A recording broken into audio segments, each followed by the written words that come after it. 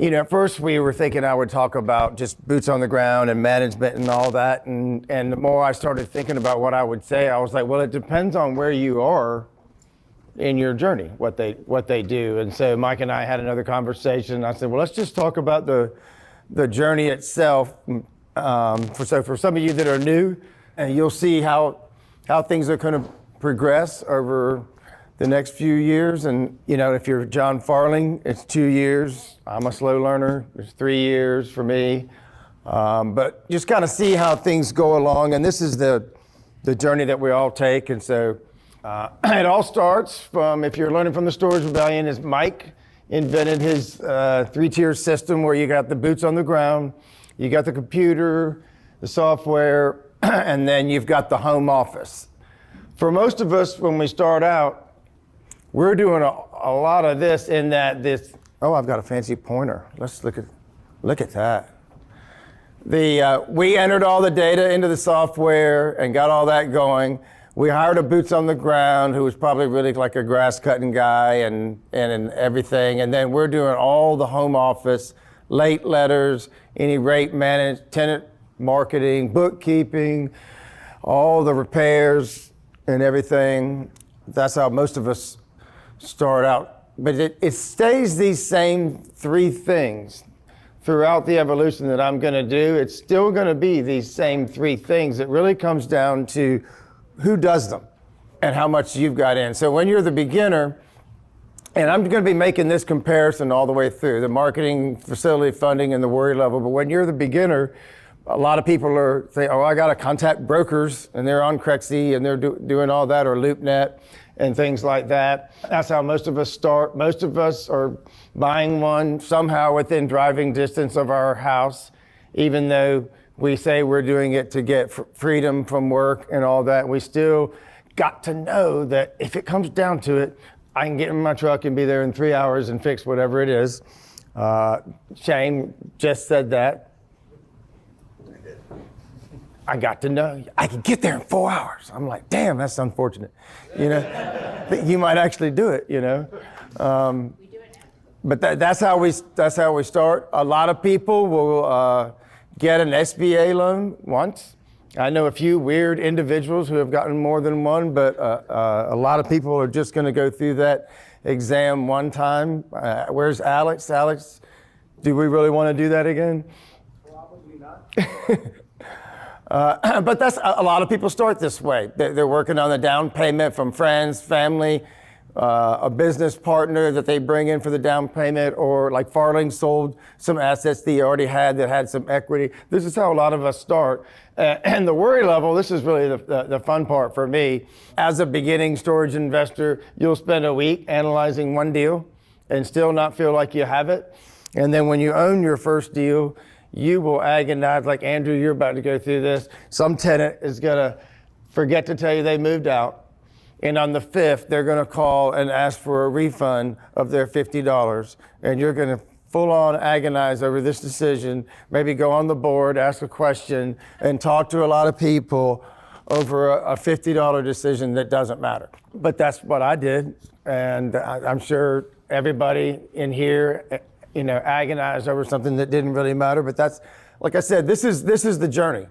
In management, when we start out, a lot of times we're going to hire, again, a boots on the ground that really is just kind of like a handyman, grass cutting dude, and he kind of does a lock audit, and he's pretty good about keeping the place up. You like him and all that. But really, the big thing is you look at him as an expense.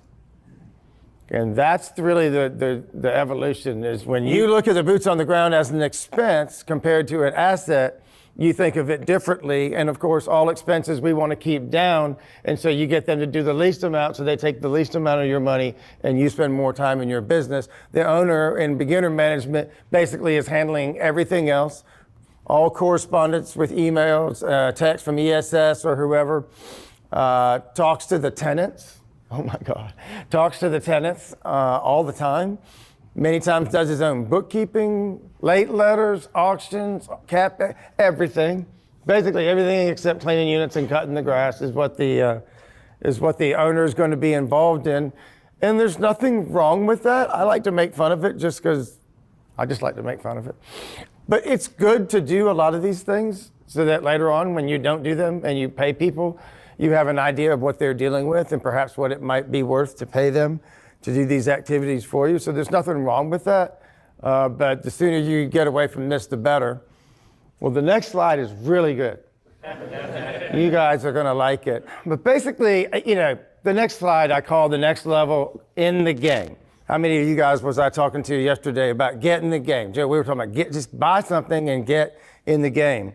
And I just think that's, there's so many people spend 3 months, 6 months, a year trying to find the perfect deal, trying to finally, analyzing everything to death and everything. And it really doesn't matter. I think just going ahead and buying a basic deal that's safe is fine to get started. My analogy was I think a lot of people are trying to hit a stand-up triple or home run on their first deal. We're really just buying a basic Texas Leaguer single, safe, buy it, get it, own it. What you guys bought in King Street, very safe, very easy, and all that. And just get in, because the level of education, real world street education you get from, you've seen things happen, you've seen things go haywire, you've got all worried over stuff that now you wouldn't care about. We've just knocked all that out and you're in the game. So I'm using Shane as an example because he can now turn around and buy his next deal, have a bigger piece of it. It's twice as many square feet and have the confidence to do it because he knows he's already been down this road. He's already run into obstacles that he didn't know were going to come. He's already somehow miraculously, with the help of the group and everybody, fixed all those things. And so that confidence helps him move on to the next phase. This is so different from everything else I've done in real estate. To me, this is not real estate. This is a business. It's just taxed like real estate, and which is good, but it's a storage business. And so if you've never had that kind of business, you got to just start somewhere. Really, it's almost cooler to start with a little single because everything's smaller and easy to deal with, and the numbers are smaller, and so you worry less and all that kind of thing. But that's where I was talking to a bunch of people yesterday, and I'm like, just shut up and get in the game. Just shut up and get in the game. Everything's going to change once you're in the game. But once you get in the game and you've got your first facility, like I was using Shane. Now Shane's willing to buy in another state and a 20,000 compared to 11,000 square feet. You get where you don't want to go down to SBA anymore because now you've got some money partners. Maybe you've got a down payment from a 1031, stuff like that. Your marketing is more pinpointed. And the worry level, now we're down to analyzing a deal in 1 day instead of 5. Getting a lot faster, and you no longer sweat the little BS decisions on $50 one way or another for some tenant. It just doesn't matter. Once you've seen that you've owned a business and there's $5,000 and $6,000 and $7,000 coming in a month, $50, there's just no reason to spend any time on a $50 decision. It's basically irrelevant. And so moving on, as far as the management, this is where people, or at least in my journey as I moved on, and started owning more, I got tired of some of the management stuff, and so I wanted to get my boots on the ground to do more work, and I wanted to get some office help. I didn't want to send out late letters. I didn't really want to deal with running the ad in the newspaper for the auctions or just anything that was clerical or low rent. And so I put a lot more onto my boots on the ground and paid them more to do that. I allow mine to have software access. Not everybody who's got 4 or 5 facilities does that, but it makes it easier for them to do a good job. So that's what I did. And in general, compared to beginner, I didn't want to talk to tenants. I didn't want to do bookkeeping. I became much more aware of rate management and thinking in terms of when do I raise rent, and not on a facility being 85% full, but a certain unit size. What is my 5x10s doing? What are my 10x15s doing? I started thinking about things like, I'm actually going to lower the rates on my 10x20s that are taking forever to fill, while I'm raising the rents on my 10x10s that have been full for 3 months. I'm starting to think about bigger picture stuff like that. And again, when you're raising the $6 a month on 55 10 by 10s, the $50 decision on one tenant to give them some kind of refund or whatever is irrelevant when you're talking about those kind of numbers. And as far as any repairs, I really quit handling the small repairs and only really worried about anything that costs real money. And so I would, this number has gone up, but I remember when I first told my boots on the ground that you don't have to talk to me unless it costs more than $200. Just do it. And that number now is $1,000. I don't want to know about it unless it costs at least $1,000. I trust you, do your job. Your bonus is going to be based on the P&L, and so I think you would want it to do well, and so just go out and make it happen. But the more you get systemized, the more you have time, the more you can buy another facility.